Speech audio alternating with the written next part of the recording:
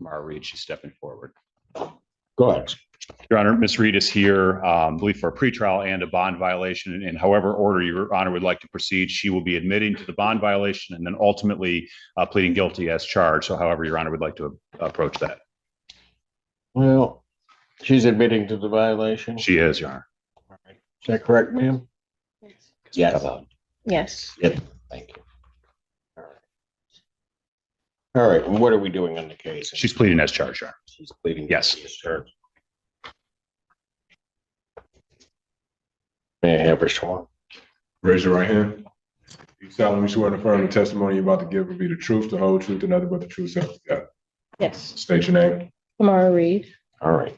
Ms. Reed, it is this court's understanding that you are going to be pleading guilty to the charge of operating while intoxicated. Is that correct? Yes. That is a misdemeanor, punishable by up to 93 days in jail, $500 fine plus court costs. Understand that? Yes. The court could also order any community service or rehabilitative service if the court deems necessary. The court could order your vehicle immobilized, could order you to pay the cost of the prosecution as well as the cost of any emergency governmental services. You understand that? Yes? Yes. All right. Pause right here. This is one of the most legally important moments in the entire hearing. When the judge lists penalties, jail time, fines, vehicle immobilization, service costs, that's not just formality. That's the court creating a clean record that the defendant understands the full exposure. Notice also the repeated confirmation. Do you understand? That protects the plea from being challenged later. Once she says guilty, she gives up trial rights, appeal paths, and leverage in negotiation. From a strategy standpoint, this suggests the defense believes the evidence, especially the chemical test, is strong enough that fighting would likely fail. What would you do in this situation? Take responsibility early, or force the state to prove every detail at trial? Still wish to plead guilty? Yes. And to that charge, how do you plead? Guilty. Now, you understand that by pleading guilty, you will not have a trial of any kind. Yes. You signed an advice of rights form? She didn't, Your Honor, because she's in custody. I could have her do that now, or we could do that verbally, however you prefer. Okay. You recall signing an advice of rights form, ma'am? Yes. Any questions regarding any of those rights? No. You'll see on the podium, I need you to look at paragraph 5. Those are your rights which are part of a trial. You understand that by pleading guilty, you'll be giving up those rights as well as all the rights on that file. Yes. You understand you're giving up your right to appeal of right? Yes. Are you on probation or parole? No. Has anybody promised you anything other than what's been stated here today to get you to plead? No. Anybody threaten you or coerce you? No. You're doing this voluntarily Yes. of your own free will Yes. and because you believe that you are indeed guilty of this offense? Yes. November 27, 2024, location of Carpenter near Chester Drive in Pittsfield Township, Washtenaw County, State of Michigan. Were you operating a motor vehicle? Yes. All right. Prior to operating that motor vehicle, did you consume intoxicating? Yes. What did you have and how much? I had a couple of seltzers. Seltzers? All right. Were you stopped by the police or was there an accident? I was stopped by the police. Why'd they stop you? My lights were off. All right. Were you ultimately arrested? Yes. Were you taken to the station? Yes. Was there a blood draw or a blood test? Both. Blood draw? Yes. All right. What were the results of that blood draw? I would stipulate for the plea, it was a 0.09 blood test. You have any reason to dispute those blood test results? No. No? All right. I do have to advise you that if I do accept your plea, if you commit misconduct between the time of my acceptance of the plea and the time of sentencing, that any evaluation or sentence agreement, the court would not be bound by. You understand that? Yes. I also would have to indicate that if you do commit misconduct during that period, you would also not be entitled to withdraw your plea. You understand that? Yes. Counsel, I guess the first question is, have there been any promises, threats, or other inducements which have led to this plea which have not been stated on the record? No, Your Honor. No, Your Honor.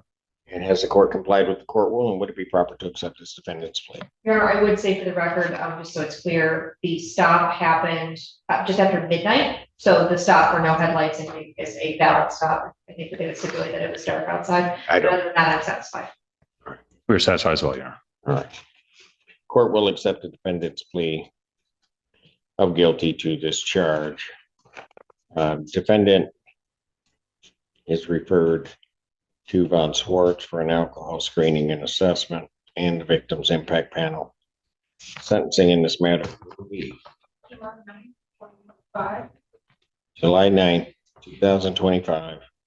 At what time? 9 a.m. All right.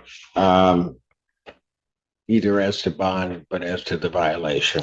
For the violation first, Your Honor, my client would waive her right to a hearing and be prepared to admit to drinking and ready to do that this morning. All right. And that is correct, ma'am? Yes. You're waiving your right to a hearing?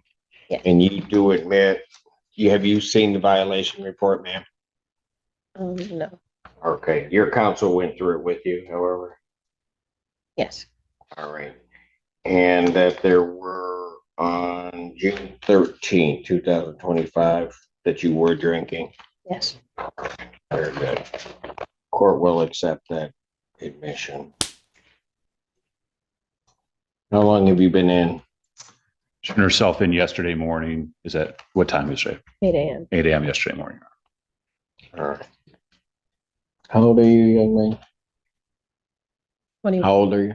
21. Where were you drinking? Um,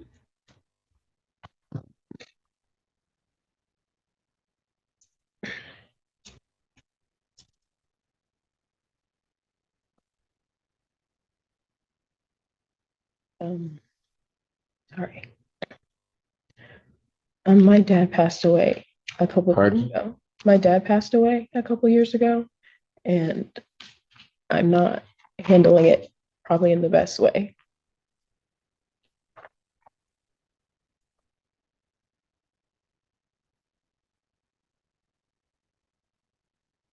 So you were 19, 18. 18 when he passed away? Yeah.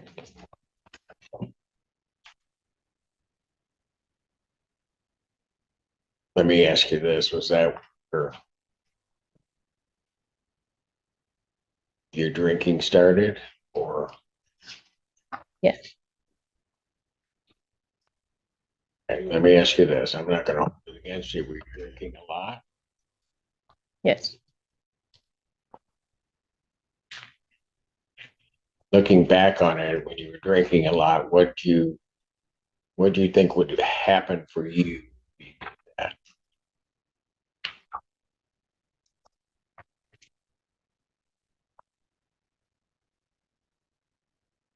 Probably don't know how to answer that question. I mean, Yeah. that's a tough question, isn't it? Suffice it to say, young lady,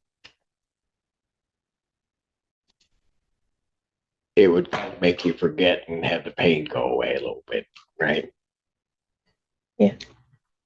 Okay. So,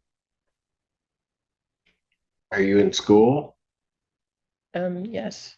I'm Pardon? I'm supposed to go back next semester. Did you finish up this semester? No. What happened? I stopped attending my classes, so I had to withdraw. Where were you in school?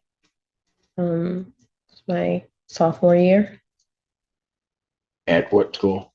Eastern Michigan.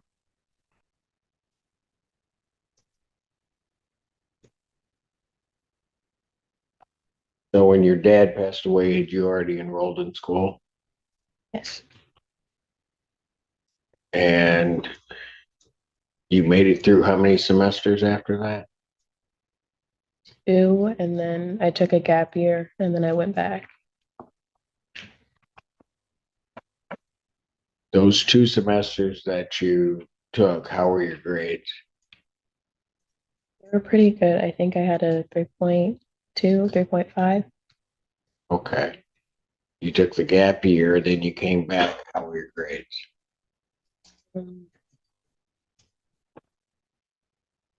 Okay, I think I had like a 2 point. Pardon? I think I had a 2.8 when I came back. Where'd you graduate high school? In high school. Okay. Did you do well there?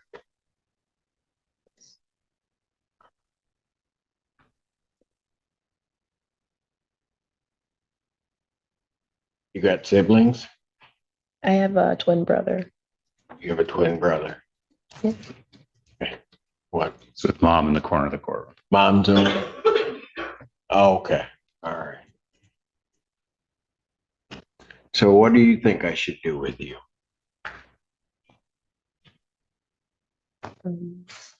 Well, before you answer that, let me ask you this. As you were going along struggling, trying to deal with your father's passing and things, did you let your mom know? A little, but Pardon? not as serious as it had gotten. I don't think. What about your brother? I think he noticed. You think he noticed? Yeah. Probably because he's your brother and also a twin, he probably did, probably felt it.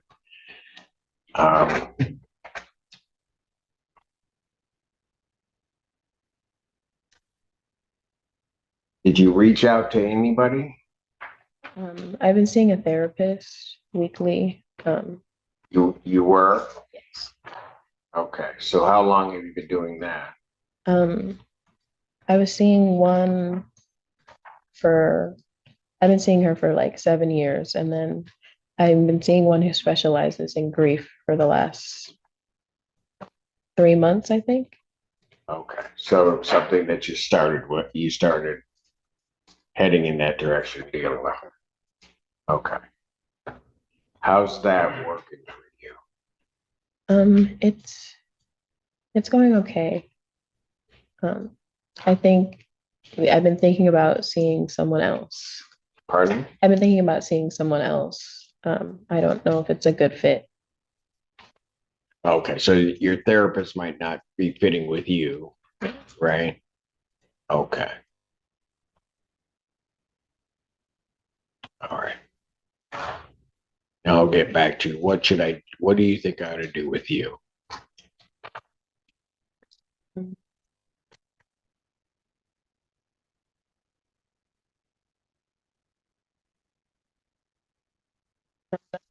Sure, I guess whatever punishment fits.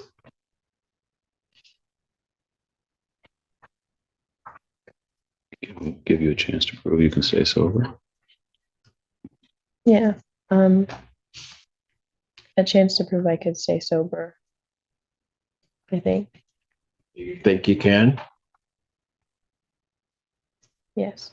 That wasn't real confident the way you said that. I want to, and I think that I can.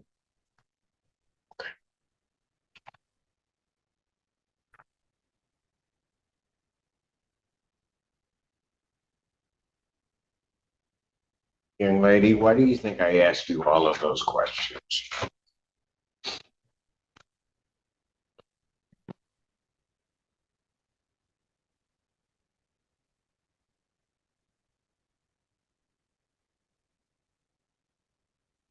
See why I did it, I guess.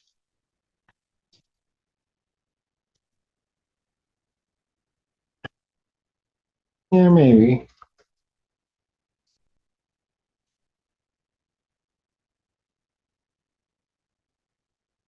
Here's the thing that you don't understand and are just beginning to kind of explore. Grief is a horrible thing in a lot of ways. It becomes real bad if you don't deal with it. It kind of just sits there, and then at some point, while you try to sort of bottle it up and push it down, it somehow or another just all of a sudden begins to explode. Right? And then at some point, because you're not dealing with it, you're kind of out of control. And then it becomes harder. At the beginning, you probably could have told somebody, but by that time, you don't tell anybody because it becomes hard to explain. Right? And it becomes real difficult to, no matter how close somebody is, even talk to anybody because you don't know if they're going to listen or they're going to take time to listen. And the reality of all of that is what you want is you just want that hurt and other things to disappear. Right? Were you close to your dad? Yeah. Something's gonna.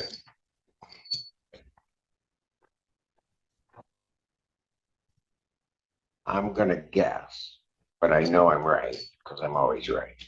But I'm gonna guess that you were daddy's.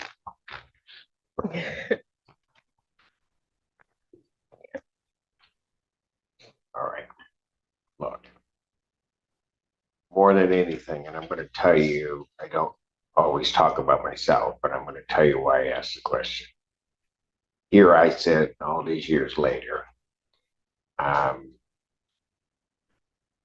lost my dad when I was 16. So when I'm asking you those questions about grief, I get it. Okay. I'm going to let you know that if you find a way to kind of deal with it, you're going to make it through it. Okay.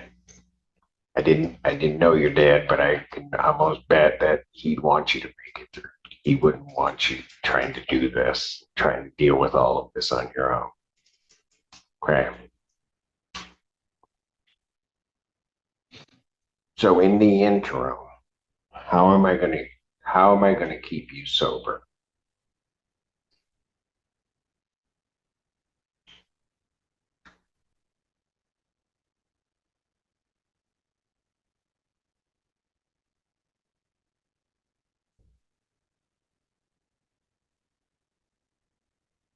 You. Young lady, there's just right now, and partially because of the age you are, partially because of what you've been dealing with, a lot of things in life are real confusing right now, right? You're not sure the next step that you're taking, what direction that's going to head or what you're going to do, right? Okay, here's a suggestion I'm going to make to you. I want you to take whatever steps you're taking slow. I'm watching your mother over there. She's goosenecking trying to look over Miss Pilara's head, but your brother has been right all up in it. Okay. What that tells me is you got a family out there that'll just love you, they'll support you. And if you hadn't told them, probably after today, they'll sit for whatever time and just listen to you. Okay. And as you let it pour out to them, and I'm going to tell you, it's going to come out wrong. It's going to come out crazy. You may think yourselves crazy as it's coming out, but just let it come out. Okay.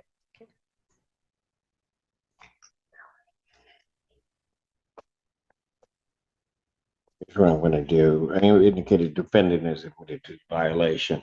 I don't think it does any good to keep you incarcerated at all. All right. So I'm going to sentence you on that violation to 2 days in jail, credit 2 days use. I'm going to let you go. I am going to, however, order that you report over to the Department of Community Corrections. We're going to put a scram tether on you. Okay? You got that? Yes. All right. You are going back to school in the fall. That might have sounded like a question. It wasn't. Okay. And that you can take that as an order. You're going to go back. You're going to just sort of walk that journey through life and do that. Okay. You hear me? Yes. And I'll sign that scram order and we'll get you over there. All right, young lady. Thank you. Thank you, Honor. Well, you're welcome. And most importantly, sometimes what you just have to do, you just have to be kind to yourself. Okay? Okay. Got it? Yes. Thank you. All right. Take care. Thank you, Your Honor. Thank you. You.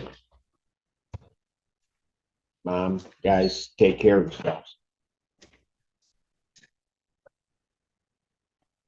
I don't know if you heard that, but she's getting out today. You're welcome. Here's the final outcome, and it's more structured than it first appears. The judge gives jail credit and orders release, but adds a scram tether, which is continuous alcohol monitoring. That's not leniency, that's controlled accountability. Add in mandatory assessment, impact panel, and a direct order to return to school, and you can see the framework: supervision plus rehabilitation. Legally, this is a measured sentence, minimal incarceration, maximum behavioral oversight. The court accepted responsibility, verified the plea, addressed the violation, and built a forward-looking compliance plan. Big takeaway: early admission plus honest background disclosure can shape sentencing direction. Now I want your view. Fair balance or too soft? If you found this case as eye-opening as we did, hit like, share your opinion in the comments, and subscribe for more high-impact courtroom breakdowns.